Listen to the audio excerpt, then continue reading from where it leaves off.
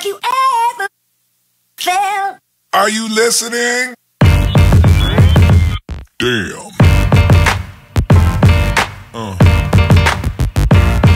Yeah. Yeah. Yeah.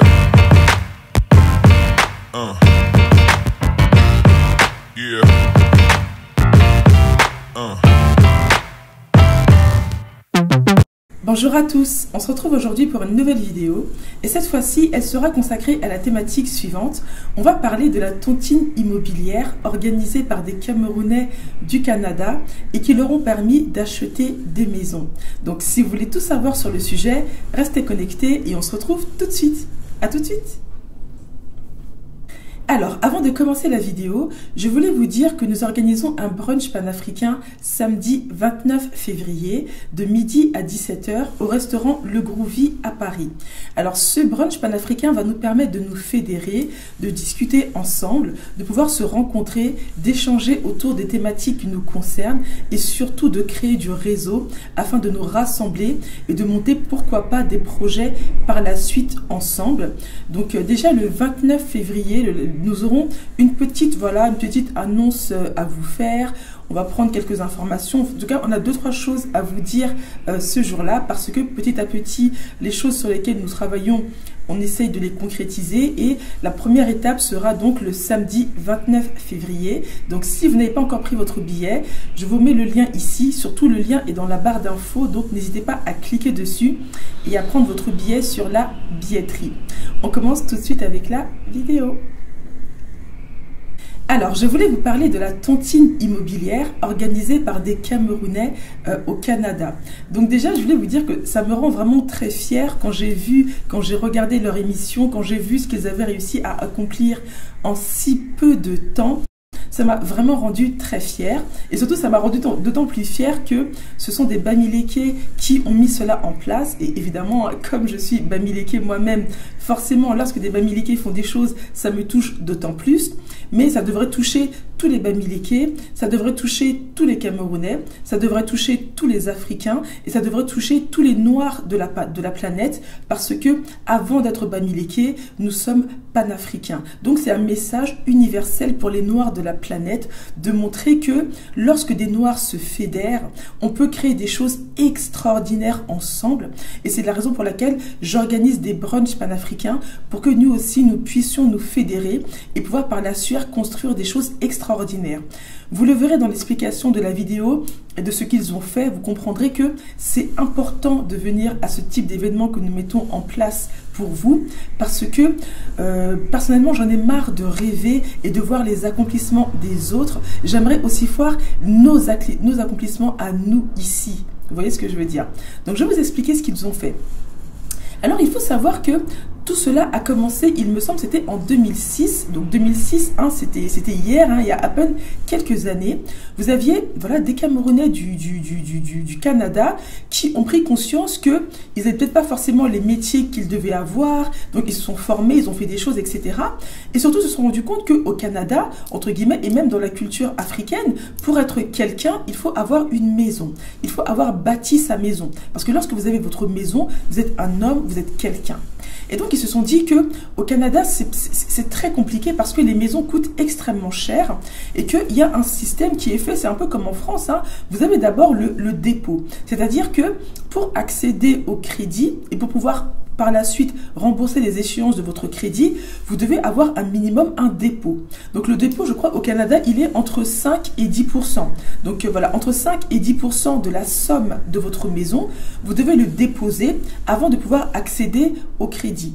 Donc eux, ils se sont dit, nous, on n'a pas forcément ce dépôt-là parce que on est arrivé, on est encore étudiant, on est encore comme ci, on est encore comme ça. Qu'est-ce que nous pouvons faire justement pour nous garantir ce dépôt et pouvoir accéder à la propriété et acheter notre propre maison? Ils se sont dit, on va fouiller dans ce que nos ancêtres faisaient, ce que nos ancêtres ont inventé, et ce que nos contemporains font toujours, c'est-à-dire le système de la tontine. Mais on ne va pas reprendre le système de la tontine que nous pratiquons au Cameroun, on va chercher à améliorer, à perfectionner ce système de la tontine. Donc pour les personnes qui ne savent pas ce qu'est la tontine, c'est par exemple, vous allez prendre un groupe de personnes. Imaginons que vous êtes, allez, on va dire, vous êtes 10 personnes. Vous allez chaque mois cotiser et chaque mois, une personne va récupérer la mise. Ce qui fait que, voilà, sur une année, en tout cas, en fonction du nombre de personnes, vous allez tourner, chacun récupère une mise. Ce qui fait que vous récupérez une grosse somme, entre guillemets, d'un coup, que vous avez évidemment aussi financé par la suite. Donc, c'est comme ça que fonctionne le système de tontine. Et eux, ils se sont dit que dans ce système de tontine, ce qui est dommage, c'est que ce système de tontine ne profite qu'à la personne dont c'est la personne de manger ce mois-là. Si c'est à votre tour de manger la tontine ce jour-là, il n'y a qu'à vous que ça profite. Et eux, ils se sont dit que c'est déjà pas mal que ça profite à une personne, mais qu'est-ce qu'on pourrait faire pour améliorer le système de tontine et faire en sorte que tous les membres en profitent en fait. Et c'est là où a été, comment dire, leur idée de génie. Et c'est comme ça qu'ils ont réussi à faire. Alors je vais expliquer dans les grandes lignes comment ils ont fait. Ils se sont dit que pour pouvoir accéder à la propriété, il faut que nous puissions pouvoir avoir l'argent du dépôt, voilà, du capital qui va nous permettre de verser cette somme et de pouvoir accéder au crédit bancaire. Donc, ils se sont dit, on va recruter des membres, mais on ne va pas recruter n'importe quel membre. Ce recrutement va être fait sur la confiance et sur la bonne foi. Sachez ça, c'est vraiment la chose la plus importante de leur recrutement parce qu'il n'y a pas de contrat, il n'y a pas de choses comme ça, c'est seulement basé simplement sur la confiance. Et ils se sont dit, si nous avons affaire à des frères et à des sœurs et que nous sommes sérieux, on peut s'en sortir. Et là, et heureusement, ils ont pu s'en sortir parce que les gens étaient sérieux à l'intérieur. C'est-à-dire que une fois que vous allez voir votre banque et que votre banque vous dit, voilà, ok, par rapport à tes finances, par rapport à ta situation, on peut te faire un crédit pour que tu puisses acheter une maison qui coûte tel ou tel montant. Une fois que vous avez cet accord de principe de votre banque, il vous suffit simplement de déposer le capital. Mais ce capital, vous ne l'avez pas. Et donc, à partir de là, si cette condition-là est réunie, le groupement qui a créé cette tontine peut vous accepter dans leur groupement. Parce que de base, votre banque serait d'accord pour vous octroyer le crédit. Donc, du coup, une fois qu'ils ont trouvé, voilà, une dizaine, une quinzaine de membres au départ, ils ont chaque mois cotisé, voilà, une somme. Je ne sais plus exactement quelle somme, mais peu importe. Ils ont cotisé une somme chaque mois. Et il s'est avéré qu'ils se sont dit, au lieu que chacun mange de manière individuelle, ce qui est déjà très bien mais qui n'est pas suffisant, on va se dire qu'on cotise chaque mois pour que, si par exemple on est 10 personnes, les 10 personnes puissent avoir leur argent, leur capital pour pouvoir déposer cela à la banque et pouvoir avoir accès au crédit bancaire. Ça a été ça leur idée de génie. Et c'est comme ça qu'ils ont fait. Au lieu qu'une personne mange, non, chaque mois vous déposez l'argent et dès que on arrive à réunir l'argent pour une personne, on lui donne. L'argent pour 2 personnes, on lui donne. Et en ce sens, vous pouvez aller avoir votre capital, déposer à la banque et obtenir votre crédit. Et ça a vraiment été une idée de génie pour eux parce que, encore une fois, ils ont vu, et c'est ce que je vous dis tout le temps, ils ont vu l'intérêt général avant de voir l'intérêt particulier. Et si vous n'êtes pas dans une idée d'intérêt général, vous allez avoir des personnes qui vont vous dire la chose suivante, mais pourquoi est-ce que tout cela ne s'est pas fait en quelques jours? Évidemment, peut-être que la première personne qui a eu son dépôt de garantie, la première personne l'a eu, et la dernière personne qui l'a eu, elle l'a peut-être eu au bout de 3 ans. Elle a peut-être eu au bout de 4 ans. Vous voyez ce que je veux dire? Donc, si on n'avait pas fait jouer l'intérêt général avant l'intérêt particulier, la dernière personne qui a eu son dépôt de garantie aurait pu se dire, mais pourquoi est-ce que moi je suis le dernier? Et pourquoi ci? Et pourquoi ça? Ça, c'est une mentalité qu'il faut oublier. C'est une mentalité qui va vous maintenir exactement dans la pauvreté. Il faut penser à l'intérêt général avant de passer à l'intérêt particulier. Il faut savoir que dans un groupe, il y aura toujours des gens qui vont... Il y aura toujours des gens au début, il y aura toujours des gens à la fin. C'est comme ça. On ne peut pas tous être sur la même ligne de départ. Ce n'est pas possible.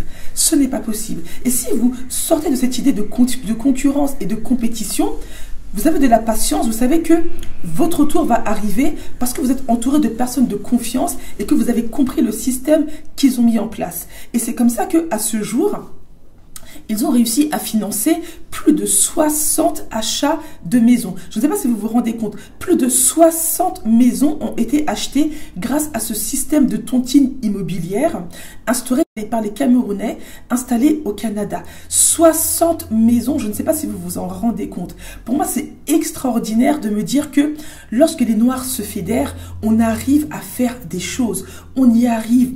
Et c'est pour ça que je vous incite à venir au brunch panafricain, parce que la seule chose qui nous sauvera, la seule chose qui nous aidera, la seule chose qui nous permettra d'aller de l'avant, c'est de nous fédérer. Fédération, autodétermination, il n'y a que ça qui fonctionnera. Mais si chacun reste chez soi à se dire que ça va lui tomber dans la bouche, et ben dans 20 ans, 30 ans, vous en serez toujours au même stade de pauvreté en fait. Et si vous souhaitez sortir de là, il faut vous fédérer et il faut mettre l'intérêt général avant l'intérêt particulier. Même si vous êtes le dernier à passer, votre tour arrivera. Et il faut simplement être patient et attendre son tour. Donc je me dis, ça c'est une des choses qu'ils ont fait. Et donc, ce qui m'a encore plus, impressionné dans leur système, c'est qu'ils n'ont pas fait que ça. Ils se sont dit, ça, c'est le travail des hommes. Nous, les hommes, on va faire notre tontine, on va cotiser pour pouvoir justement acheter les maisons. Et ils se sont dit dans un deuxième temps que les femmes aussi ont leur rôle à jouer. Ils se sont dit, les hommes achètent les maisons et les femmes, leur rôle, c'est de meubler les maisons. Les femmes doivent meubler la maison. Donc, qu'est-ce que leurs femmes ont fait ?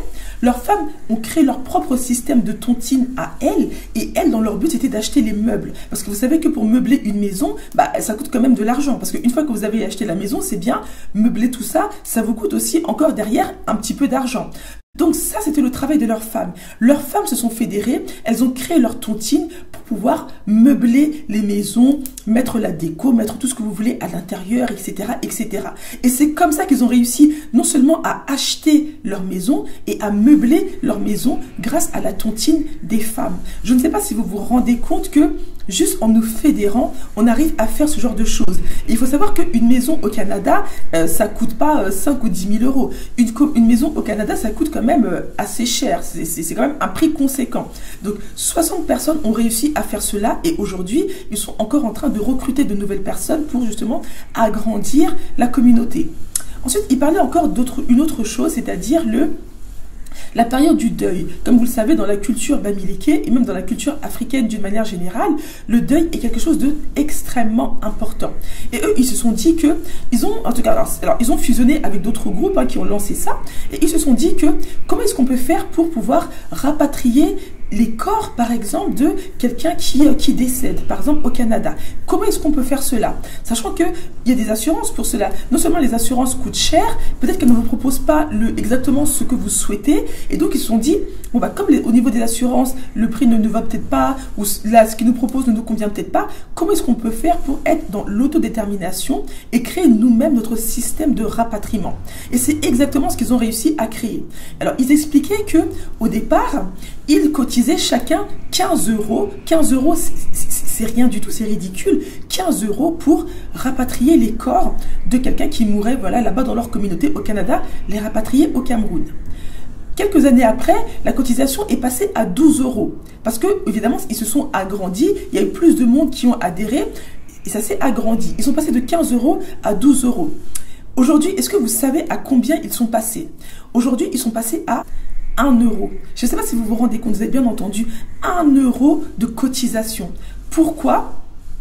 Parce qu'ils sont 18 000. Est-ce que vous vous rendez compte? Ils sont 18 000. Donc comme ils sont 18 000, ça leur coûte 1 euro pour rapatrier le corps de quelqu'un. Chacun met 1 euro, hop, on rapatrie le corps. Terminé, parce qu'ils sont 18 000. C'est ça la force du nombre. Et c'est ce que je vous dis tout le temps.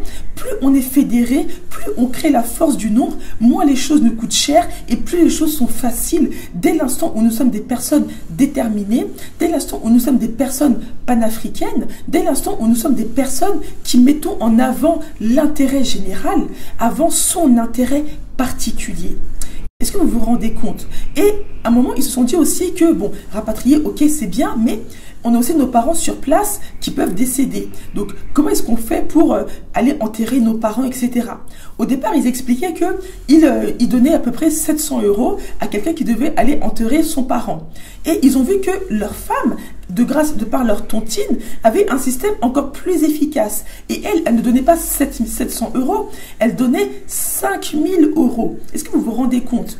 Votre parent décède, vous êtes là-bas au Canada, la fédération là vous donne 5 000 €. Vous pouvez acheter votre billet, vous pouvez participer, voilà, aux charges du deuil, etc. C'est énormissime. Et tout cela, on va dire, entre guillemets, sans contrat, entre guillemets, juste, on va dire, avec,